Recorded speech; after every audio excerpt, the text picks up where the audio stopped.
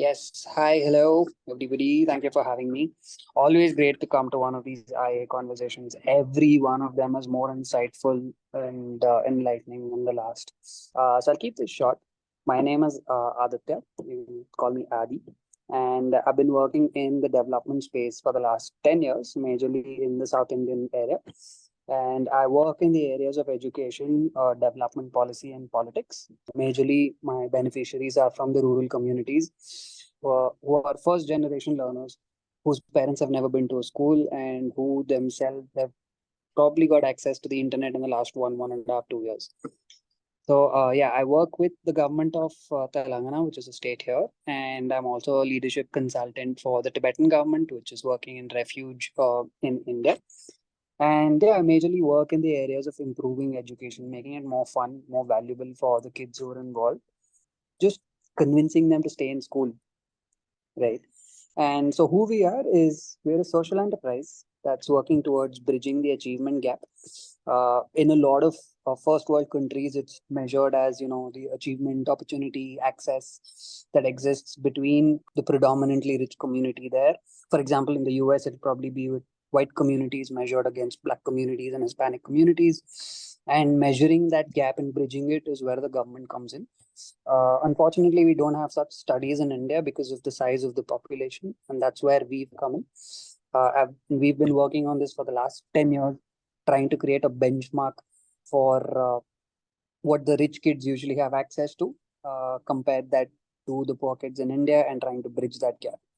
So we majorly define it as the access or to opportunity, the skill level, the knowledge, and the learning outcome in an academic setting. And being able to bridge all of that will help us bridge the achievement gap amongst these kids in the future. What we do, we design large scale programs in partnership with all of these little departmental logos that you see. I don't think you'd recognize any one of them except for UNICEF in Canada. The Canadian government has been extremely helpful funding all our programs with the Tibetan government. You can majorly thank their scuffle with China for it. And UNICEF has funded a lot of our pilot projects with the government of Telangana. So, yep, we design opportunities that create opportunity, improve skills, and enhance learning in these communities so that they are able to compete globally and are relevant globally when it comes to skill set. So far, how we do it is we work with the government. We understand that you can't really tweak and change government curriculum.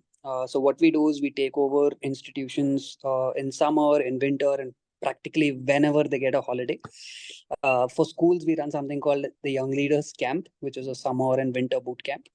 For colleges, we have something called the Extraordinary Boot Camp, where we introduce them to brand new industries.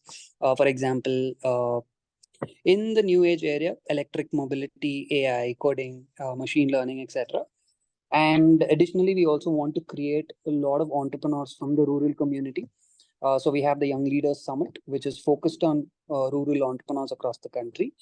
And finally, for a lot of amazing folks like you who would love to come down to India and work in rural communities on research, policy, politics, education, we have the fellowship in rural development. So the Dr. B.R. Ambedkar Fellowship, Dr. B.R. Ambedkar wrote our constitution, and he was like the flag bearer for the marginalized community. So this is an ode or a tribute to him. So far, we've had about 225,000 students take part in our programs over the last 10 years. We've had 3,500 plus educators from across 24 countries who've come down and worked and helped us create best case practices in education and introduce their practices from in their country to India. My teams personally visited 15,000 villages, right? So we've been trying to collect as much data as possible about the community, about the kids. And we've been trying to use different perspectives of how this data can be collected based on how our educators have also experienced it in their university.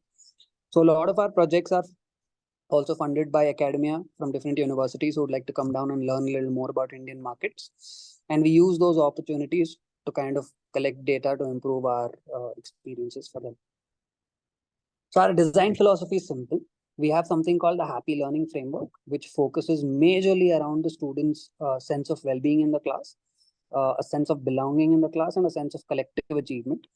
because most of these kids, as I said, are first generation learners and don't really want to continue education because they've seen their parents work, and most of their parents are farmers or agriculture laborers, so they get paid daily wages, right? And converting skill into daily wage was very it's a convincing argument for them to leave and get started there, because probably in a month they're able to buy a phone, in 3 months they're able to buy a bike. So dropping out actually was a more lucrative option for these kids because of the quality of education that they felt was not appropriate. So most of our curriculum focused on making the kids self-sufficient, which is why we believe that autodidactic learners will rule the world someday if they're able to build capacity to learn on their own, put them in any situation, and they'll be able to kill it. Most of our design focuses on being learner-centered. It's data-driven, which means we collect a lot of data about the child, their preferences, what they like in class, what they hate in class, their favorite subjects, their favorite teachers, why they have these favorite teachers and all of that. And based on that, we design our curriculum. And what we do is to experiment these frameworks.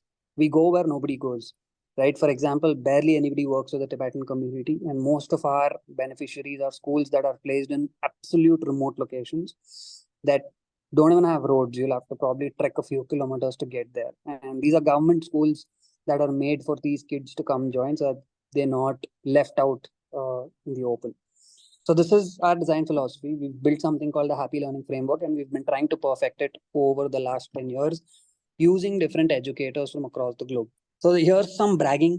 We've consistently been the top 5, top 10 startups, social sector startups in India for the last 7, 8 years until the pandemic happened. So this is where everything changed for us. It was back to day one. Pretty much every school in India was shut. Government schools were shut for 2 years. So we really lost touch with the kids. We lost touch with their communities. We had no idea what they were up to. So when they came back, we realized that these students, although they had an extremely low attention span, they were struggling to focus for long periods, which would in some cases more than 15 seconds would be a challenge.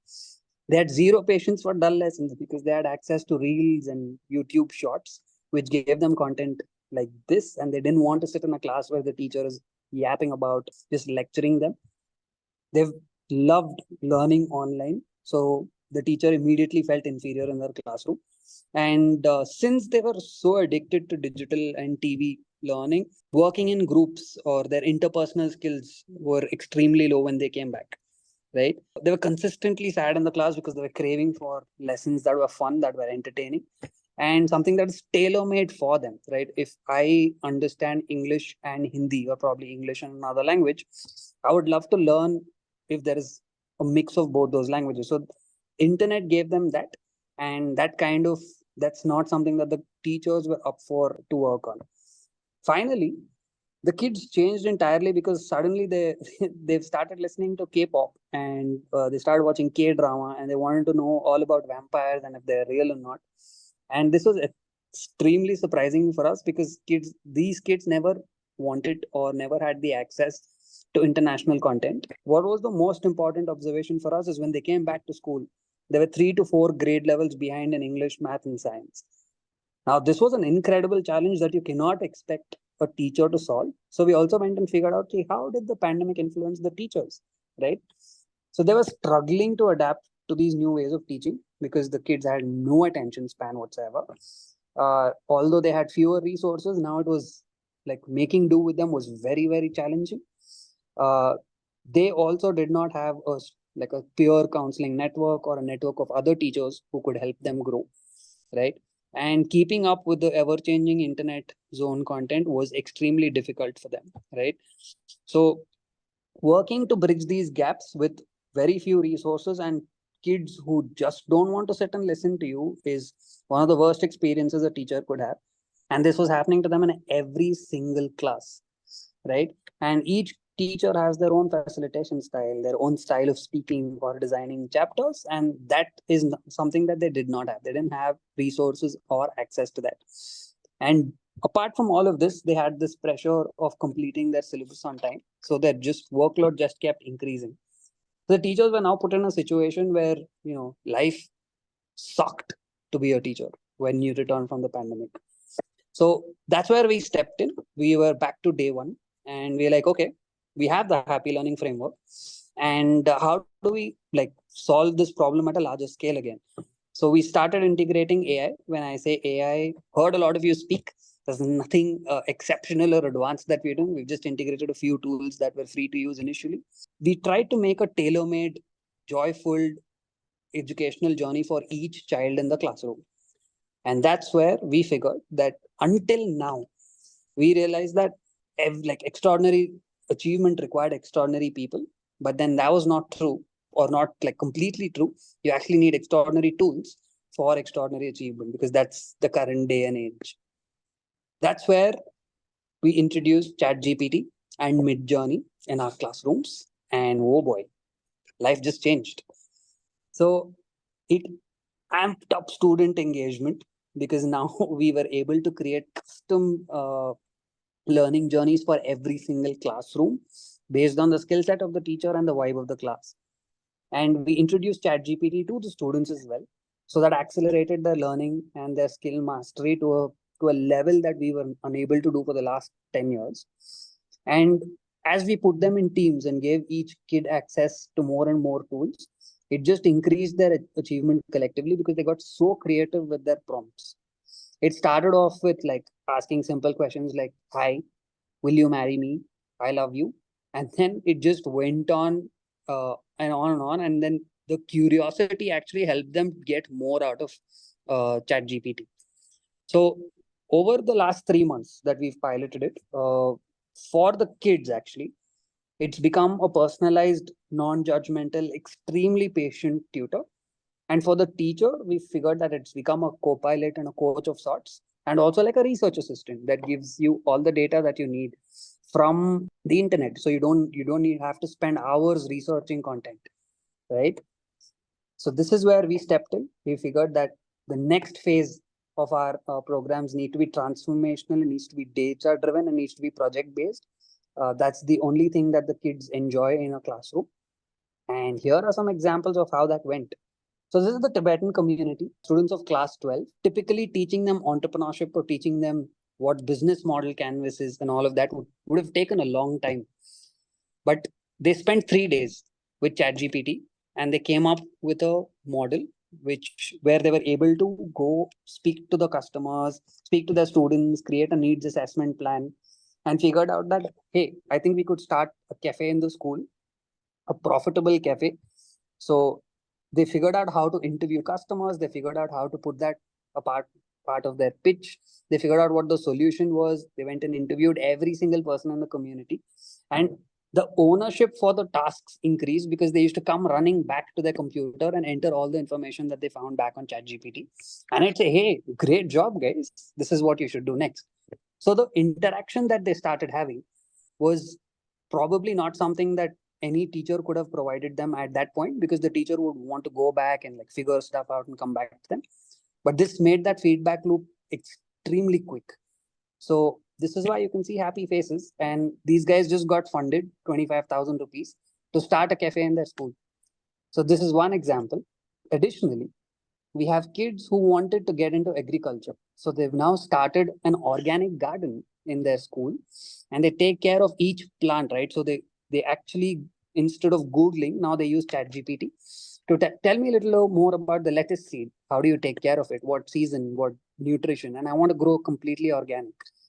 So the kid argues with ChatGPT to tell them how to save and grow the plant and give them the right nutrition. And now we have a huge organic garden in these schools. And these models are going to be scaled across all the schools, right? So we have an organic kitchen garden that's going to be coming in all schools. We have an entrepreneurship club that's going to be expanding in all the schools. So I'll take you through some more examples and tell you what's changed in our approach, the curriculum as well. And this is Pasan, an extremely passionate foodie who figured that, hey, my area grows a lot of chili and people love eating spicy food here. So he used ChatGPT to create a recipe, and he's created Pasan's chili. He sold 450 boxes of chili in his own school and the schools next to his. And he's making a ton of money already. He's in grade 9. And This is a slightly more advanced team. They're in their first year of graduation. They just started a QR code based company. It basically tracks the students' attendance using QR codes. These guys are going to be partnering with the government and they'll be signing an MOU for 250 schools next week. I just had the opportunity to meet them in Delhi. And they've done it entirely using ChatGPT. And this, one of my favorite companies is Alo. Though students realized that in their community, there's a lot of aloe vera growing and they didn't know what to do with it because even the farmers got extremely less money for selling it. So they figured that, you can make aloe vera products, right? So they used ChatGPT, figured out a bunch of recipes, created an entire marketing plan, used mid journey to create images and packaging and all of that. And now even this company is going to be funded. They're going to get 25,000 rupees as well to kickstart this product as a student entrepreneurship project. Additionally, kids also learn foreign language. They don't use Google Translate anymore. They're using ChatGPT to make it more conversational and learn the language as a baby would in a more conversational capacity with words and small phrases. I think they've like created their own Duolingo. This is what's happening in schools every weekend. And yeah, teachers, they is the kind of feedback I'm getting from teachers is like incredible because for more than the students, I feel like the teachers have finally found someone who they can work with, like a co-pilot. So when he said AI is my co-founder, I think AI is my co-teacher is a perfect adaptation for the teachers here because they're able to create activities, they're able to create lesson plans, they're able to customize them, all of it in the same hour. Something that would take months or weeks earlier is matter of minutes as of now using ChatGPT. And they're able to execute and facilitate larger groups because ChatGPT actually creates de-skilled, customized, minute by minute uh, action plans for them, which makes it extremely easy.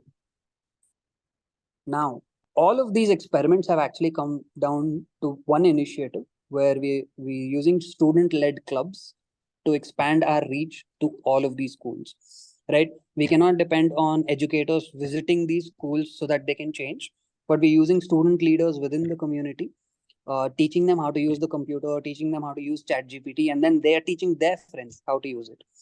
Using all of this, we've been able to create clubs across each school and each institution. So what you see on the left, art, music, dance, digital literacy, science, photography, journalism, astronomy, and English is for schools. And what you see on the right, coding, communication skills, placement prep, entrepreneurship, innovation, that's for colleges. And additionally, students who've just gotten internships with some companies, it's their first job. So they're using ChatGPT to kind of make their workflow super smooth and becoming one of the best interns possible for that company because of how much they're able to churn out, especially these interns in digital marketing and social media. Yep. To conclude it, what we're going to do next is these experiments were brilliant. And next up, we're going to be creating engineered prompts like we saw. For teachers, we're also going to be using the universal educator tool to further experiment. We want to create individual learning paths for each and every student. We want to do some skill forecasting so that we can address these skill gaps in advance. We want to use AI to help the kids also prepare for exams so it doesn't become like an extracurricular tool. Would love for AI to create a guided career path for each one of them. Because as of now, the inspirational, aspirational element over here was using like Myers-Briggs career tests and stuff, which is unaccessible for rural kids. So having such tools has actually revolutionized the way we're working in education in the rural space, particularly. And the next step that we're doing is going to be training about 3,000 plus teachers to use these free AI tools. So learning can become more fun and valuable, both for the teacher and for the kids. And finally, how AI has influenced us as an organization is firstly cultural sensitivity, because I'll tell you what, a lot of the content on the internet is made with the focus of Western kids and European kids. So when a teacher is looking for content online, she doesn't really find things that are customized to their context. So using Midjourney, it became so visual that you can just type in imagine student billionaires from rural Telangana or rural Tibet, and it'll give you images that where kids can see themselves, right? So the whole goal of having local role models is kind of sorted here. We're able to instantaneously customize lessons for any region. Our content generation is super quick. We're able to expand in any region because ChatGPT speaks in any language. Right now, it's also doing Tibetan, which we were super surprised. We are able to do research and development at a much quicker level. Our operational costs are reduced. We don't really need researchers and educators doing work for us, coming back in 24 hours, changing and all of that. We have a real-time 24/7 feedback loop. So now that we've used this, we're also creating a chat GPT kind of a chatbot for the kids to kind of safely interact with AI. And finally, we're able to scale and streamline our processes like we've not been able to do for the last 9 years. So I feel like having all these AI tools kind of like even after 10 years, it's still able to keep us relevant. It's still able to keep us on our foot on the edge and be at the forefront of technology, I'd say. And finally, this is what we want to do. We want to bridge the achievement gap that exists between the poor communities and their affluent peers, one school at a time. Yep, that's about it from my end. And if you guys have any questions, I'm open. Hey, Adi, thank you so much. One of the questions I would have is, how do people in Silicon Valley or, in the Western world, how can we help you with doing this stuff? Yeah. So the absolute step one is currently access to technology and internet itself. So about just 40% of our schools are currently connected to the internet, and the rest of them the teachers use their phones and have a hotspot with like an old laptop and they run stuff on it. The next step is we're convincing the government to invest in setting up computer labs, even if it's like a Raspberry Pi and a monitor. Set these up at least one or two in each school. We understand that like scaling at such a fast rate is also a little ambitious and might lead in quality gaps. So what we're doing is we are empowering students, right? Currently, our students are all being trained to be digitally literate. So the resources we're currently looking at is number one, having more kids, giving more kids access to this tech so that we can all be connected. So that's actually the first, foremost basic goal. Secondly is we also want to streamline our data collection process and our data analysis process. So having like prompt that could help a teacher, for example, put up saying, hey, this is the composition of my class based on the data collected. This is the performance data. I want to teach them about pyramids today. And can you help me create a lesson based on the happy learning framework that I can execute today? So that would be step 3, where we skill ourselves better in terms of creating these prompts. Yeah, these are immediately these are things that I can think about. But on a longer term, it'd be awesome if we had more people come down and like tell us about their education system, things that they enjoyed most in college and school, and their valuable experiences, and experiment some of that here, so that we can learn and scale those as well. Hey, Sai, how are you? Hey, Adi, we had met your T-Hub CEO, right? MSR. Yeah. So one of the things that I was also suggesting to Hannes is sign some kind of an MOU, get our IT minister, the great KTR, also, and do that kind of to get visibility. This is all for, see, your presentation in this group has been awesome. Your work that you've been doing is awesome. We need to bring it up at a higher scale, the visibility, right? There are a lot of people who are willing to come and help you in your effort. So we will do those kind of stuff. So MSR today said he's going to Chicago. The last time I met him, he said he's going to come back and talk to us about these things. So we want to talk about you and your impact in this group and how T-Hub itself, with the government of Telangana, take it up to the next notch, next level. Of course. Awesome. In which way you are thinking to package this thing? When you show all these clubs and things like that, it's a tremendous quantity of information and packaging. Then really to scale up this is fantastic. I agree. Visibility is important, and how you are going to start to present it, or how to be able to enable more people to use it. Do you have anything already in mind? Yeah. So essentially, how we're going about this is, so our entire state is divided into districts, right? The smaller blocks, and there are towns that are closer to the city which have internet access. So our first step is experimenting with each one school, for a boys' school and a girls' school, in each of these districts, and creating clubs and teacher clubs and student clubs with them. And as we grow out of that, what we also do is we invite students from across the district to come to this one school every summer.